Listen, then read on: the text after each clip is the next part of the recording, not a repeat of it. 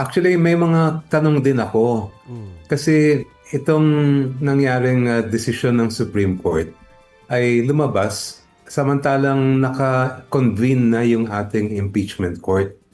At yung isang bagay na mukhang hindi yata ito na pag-usapan sa desisyon ay anong epekto ng pag-convene ng impeachment court. Kasi ang nakalagay sa ating konstitusyon, once the Senate convenes as an impeachment court, ay ang impeachment court lang ang may sole power to try and decide the impeachment case. Kung maalala ninyo, nung nag-convene ang impeachment court, mismong sila rin ay nagpadala ng utos sa House of Representatives na i-certify kung talagang sumunod ang House of Representatives sa Constitution. Tapos meron pang second directive na itanong daw sa 20th Congress, pag nagsimula na ang 20th Congress, kung gusto nilang matuloy o ituloy yung paglilitis ng kaso. Ang House ay sumunod naman doon sa utos ng Senate bilang impeachment court. Doon sa unan, sinertify nila that everything was above board and in line with the Constitution. Kaya kung hindi lumabas itong desisyon ng Supreme Court, ay malamang natuloy na yung ating trial, ng impeachment trial na sinasabi natin. Ang nagiging resulta, tama kayo kanina na nakikinig ako sa usapin ninyo. Hindi naman sinasabi ng court na totally baliwala na yung impeachment. But if we follow that decision, then we will have to wait until next year para maituloy ang impeachment.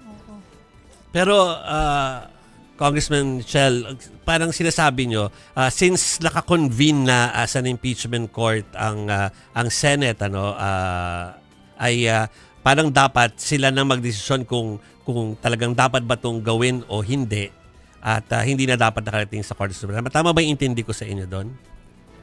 Dalawa kasi ang power na kailangan natin balansehin. Yung una, yung kapangyarihan ng Supreme Court to determine kung nagkaroon ng grave abuse of discretion ng anumang ahensya o departamento ng ating pamahalaan. Clear yun, talagang nasa power ng Supreme Court yan. Pero yung pangalawa ay yung power naman ng impeachment court na pag sila ay nag-convene, sila lang dapat ang may sole power or authority to try and decide the impeachment case. Kung lumabas sana itong desisyon bago nag-convene ang impeachment court, ay wala naman ako nakikita ang problema dahil exercise ng Supreme Court power to check grave abuse of discretion yan. Pero ngayon na nag-convene na nga ang court, tapos ito na lumabas yung decision ng Supreme Court, it raises a question because the impeachment court is not part of the judicial department. Hindi naman siya sumasailalim sa court structure ng Supreme Court.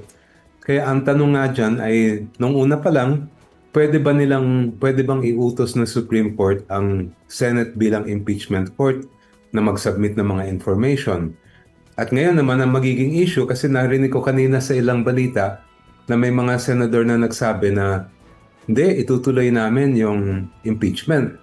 So kung ganun ang mangyayari, baka magkaroon tayo ng constitutional crisis pagka ganyan. So let's just kunwari let's take it at face value muna itong decision ng Supreme Court. Pero sa paningin po ninyo ay nilabag ba ang one year ban or 1 year bar rule?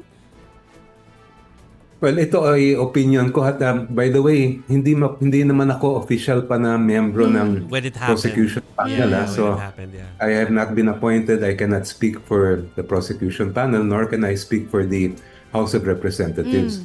Pero dun sa pag-aaral ko ng mga desisyon ng Supreme Court natin, sa tingin ko, once na na-file na yung verified complaint na may pirma ng at least 1/3 ng members ng House, at nag-convene na ang impeachment court, any issues relating to what happened in the House wala na yun, tapos na yun. Kasi tinanggap na ng Senate yung articles at nagsimula na nilang ilitis ang kaso.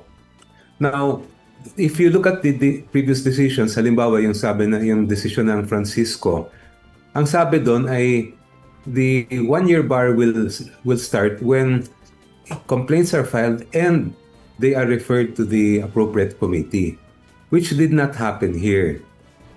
So, may issue talaga yon. At hindi ko naman sinasabing walang power ang Supreme Court na desisyonan yon. Yun lang, ang question ay question ng timing. Pwede pa ba nilang desisyonan yan na nag-convene na nga ang impeachment court at nasa uma-action na ang mismong court? Kasi naglabas na sila ng summons kay Vice President. Si Vice President ay nag-submit na ng answer.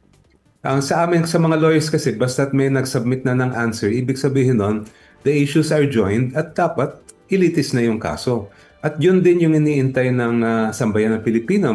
Based sa mga survey, everyone is waiting for the trial to begin para makita kung ano ba ang ebidensya at mismo ang mga Pilipino ang maghuhusga din kay Vice President Sara Duterte.